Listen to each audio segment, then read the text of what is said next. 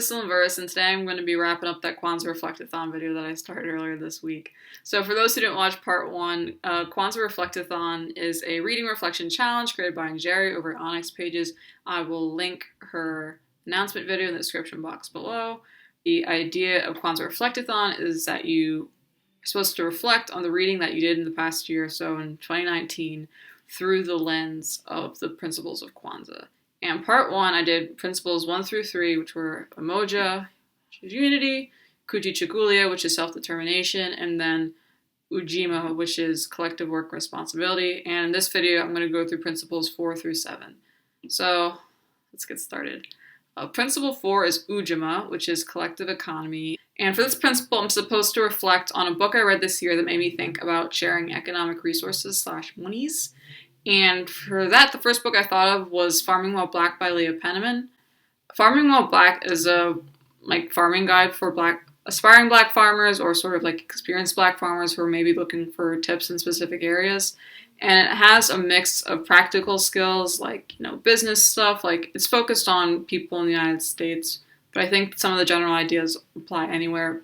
But like business stuff, like, what are some tax breaks or grants you could look into, sort of potential business models, like additional services that you could offer, sort of the hows and whens of planting and caring for whatever crop you decide to grow, and also sort of the history of Black people's relationship to the land in the United States. So, notable figures, whether they be activists or farmers or a combination of the two, policy that has shaped the landscape for Black farmers in the United States, the history of discriminatory either loans to Black farmers, discriminatory laws about where and when Black people could buy land and what they could own, and the like.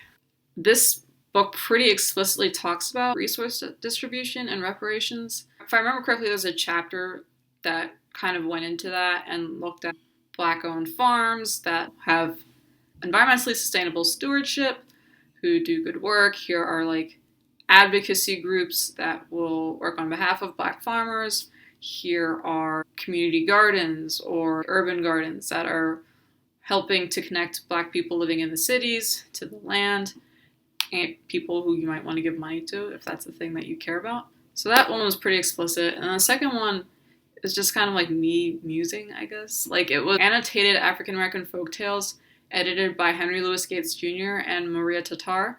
The subject matter is pretty self-explanatory. It was African American folktales that had been collected over time, and Henry Louis Gates Jr. and Maria Tatar mainly wrote some explanation side notes, compiled it, curated it. They sort of made almost like a museum, here's a folktale, here's why it's important, here's some of the history behind it, here are some references in it that you might not understand, let me explain it for you. And that one just made me think of it because I was struck by the number of white academics, white journalists who interviewed Black people for their own gain and were making a buck and making a name off of African American folktales and then didn't really bother to give back. These people's views of their subjects kind of ranged from condescension to maybe I'd characterize it as benign apathy. Weren't outwardly antagonistic, but were friends with people who were and didn't really advocate for African American people. And it just really rubbed me that, they made money off of people who are often very poor. Many of the people that were interviewed in this collection were either enslaved or were very poor sharecroppers and didn't really get anything out of it. And the people who are doing the interviewing, but the mostly white ones were making a lot of money off of it and, making a reputation and building a career out of it. And it rubbed me away. A very obvious answer of oh, well, they should have paid the people that participated in the study, but also just made me think kind of big picture, who owns stories and what is owed to them? That because there's money that is made off of them, and how do you determine that it is equitably distributed and that you're not being exploitative when you tell these stories? It's sort of a question that was raised for me by this anthology. And so I thought that tied into Ujamaa. The next principle is Nia, which is purpose. And this one's supposed to reflect on a book where an African descended character finds their purpose. And for this one, I thought of A Spaceship in Bronzeville by Yatasha Alwamek and the protagonist Bonnie. Bonnie's a journalist in 1950s Chicago, and she's sort of drawn to the weird and the occult. Like, she's in this sort of club where they like talk conspiracy theories and they like look for UFOs and stuff. And one day she actually sees a UFO, and her club is visited by this woman who says she's from the future, and she says she wants to be called Wise Man. And Wise Man shows up and she announces to the club members that she is a trans vegan woman who's pansexual and she's from the future and who wants to come to the future with her. And the members are all kind of like confused. They don't really know what she's talking about as she's trying to explain what the future is like to them. They don't all believe her, and I can't really say what Bonnie's purpose is without like basically retelling the whole story.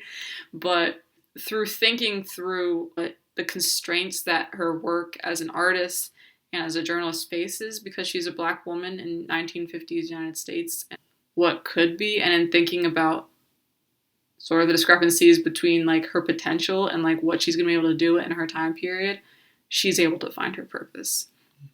That's all I'll say about that for now. And then the next principle is Kuumba, which is creativity. And for that one, I'm supposed to be thinking about a book with an African descended character who has power in their creativity. And for that, I picked Tristan Strong from Tristan Strong Punches a Hole in the Sky by Kwame Mbalia. Tristan Strong's a middle schooler, and his best friend Eddie has recently died, and he's obviously going to be very torn up about it.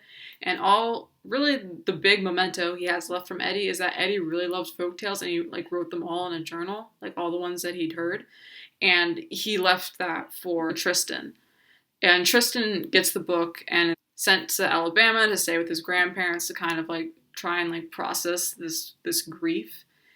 And while he's with his grandparents, this small sticky creature like hops in his window, steals the journal and runs away.